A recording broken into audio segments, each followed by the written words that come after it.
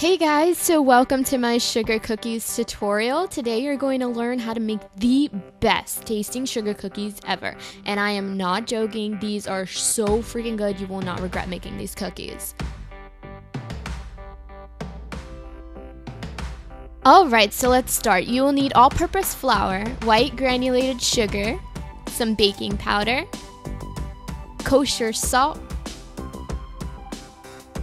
vanilla or almond extract. Now, this bottle of vanilla extract is actually a last second buy. I normally buy the La Flor brand, as you can see on the almond extract, but this was a last minute buy. The La Flor brand tastes better, but whatever. All right, you're gonna need 1 large egg and 2 sticks of unsalted butter, also known as sweet butter.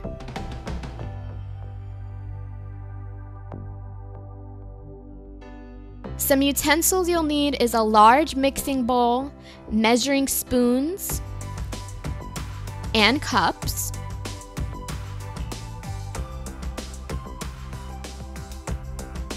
A whisk or a fork, for whisking the eggs, whatever works for you, and a rolling pin, preferably better than my plastic one.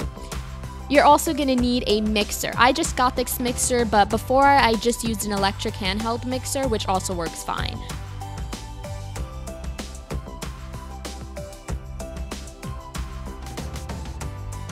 You're also going to want some parchment paper and aluminum foil.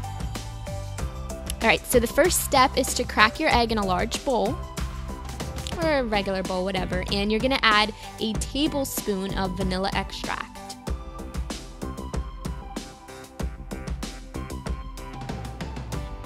There you go, you're going to mix it all up, mixy, mixy, mixy. Now, in a separate bowl, you're going to add 3 cups of flour.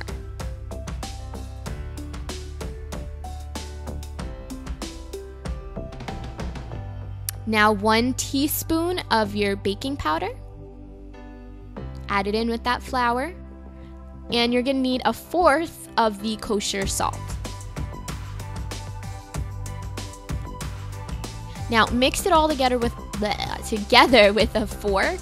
Make sure you mix it really, really well. You want to make sure everything gets evenly distributed.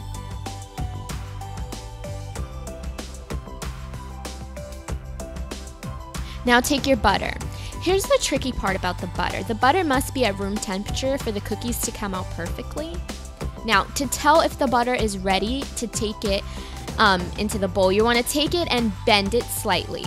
See how I'm bending mine? If it bends without ripping, then it's perfectly really good. It's ready to be used. You don't want it like too stiff and you don't want it too melty. It's perfect just the way that I am like showing on the screen. All right, now add it to your bowl and you're gonna take a cup of that granulated sugar and you're gonna add it to your mixing bowl to be mixed together.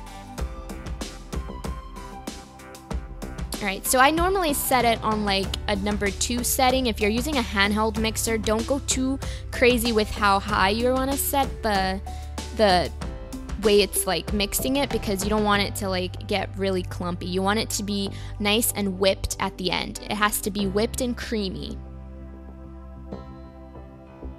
There you go, and you also want to scrape down the sides of the bowl just to make sure that the mixer gets everything if you're using a mixer.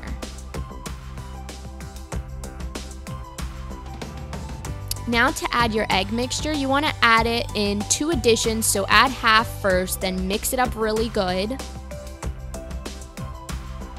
And you also want to go on a slow setting for the egg mixture as well. You just want to make sure everything's beaten really well. Now you can go ahead and add the second addition. Mix that bad puppy up, and at the end it should look like that, nice and creamy and whipped and brown. Now to add the flour, you're gonna add the flour in 3 additions, 3 cups. First you're gonna add the first cup and mix that bad puppy. You could put this on a little higher setting, but not too high, because then you're gonna make your dough really clumpy and it's gonna be like a pain in the butt to knead. So yeah, mix that really well. Also scraping the bowl on the sides to make sure that that mixture got everything. You don't want anything to set on the bottom. Add your second cup of flour.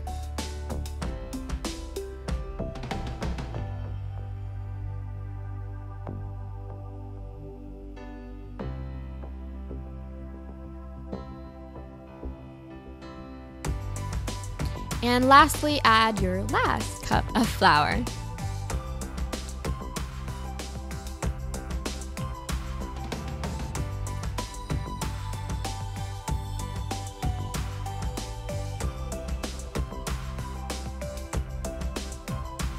Okay, now you're gonna wanna add your dough to a mixing bowl, and you're gonna use your hands to really dig in there and knead the dough. I like to knead my dough into like a little ball, but you can knead it into whatever like shape you would want to. A ball is just easier to do. Knead it really nice and well. It should take about a couple minutes.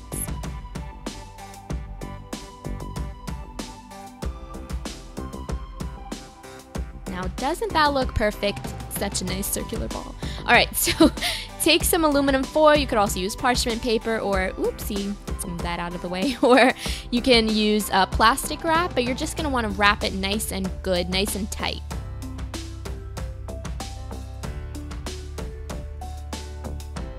Now, you did this so that you can add it to the fridge, and I would add it to the fridge for at least 4 hours, a minimum.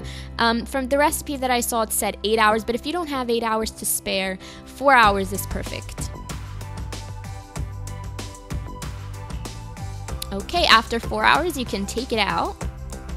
It's ready to be kneaded. Well, cut it out. All right, so I microwave it for like 45 seconds just to like thaw it out a bit.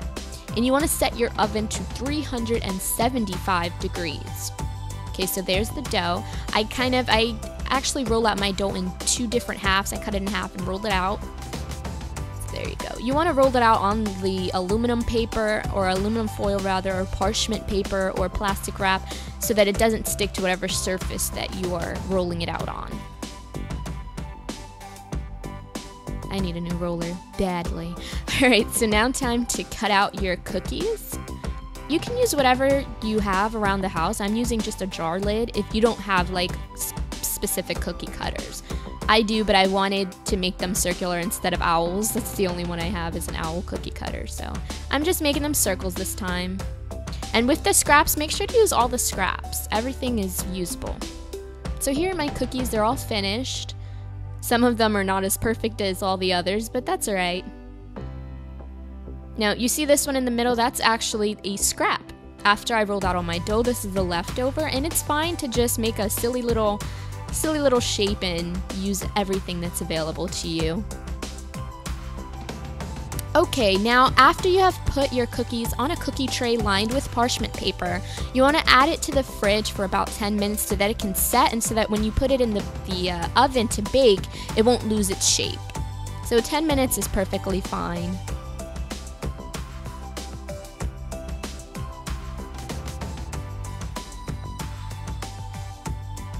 After 10 minutes, go ahead and remove those cookies from the fridge. Now it's time to add them to the oven. You're gonna bake them for about 10 minutes, depending on how big they are. I would actually say from 6 to 8 minutes is a little bit better. 10 minutes, you can get the bottoms a little bit burnt. Now, you see what I'm doing? I'm adding one tray to the top and one to the bottom. Don't do that, because the closer to the bottom that your cookies are, the faster they'll cook, and they risk getting burnt on the bottom, which I learned the hard way. So yeah, if possible, just add one at a time, or both of them to the top rack. Never towards the bottom. They'll cook way too fast and get burnt. So yeah, leave that in for 6 to 8 minutes. After you're done, you want to turn off your oven. You can remove them to start cooling. Before you put them on plates, leave them for 5 minutes. And then you can start moving them to a plate. They'll still be pretty hot, so let them cool. You see how they're a little bit bubbly? That will set down though.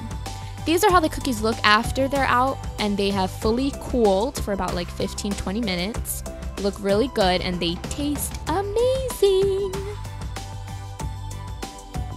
Alrighty guys, so now you know how to make the best tasting sugar cookies you will ever have, ever. I seriously guarantee that one of your friends is gonna come up to you and be like, did you buy this cookie? Because it tastes that good. Alright, thank you guys so much for watching. I actually found this recipe via a YouTube video. So if you would like to see the original YouTube video and where I found it, the credit for the cookies and the recipe actually, I will put the YouTuber's information in the description box below. Thank you so much for watching, and I'll see you guys next time.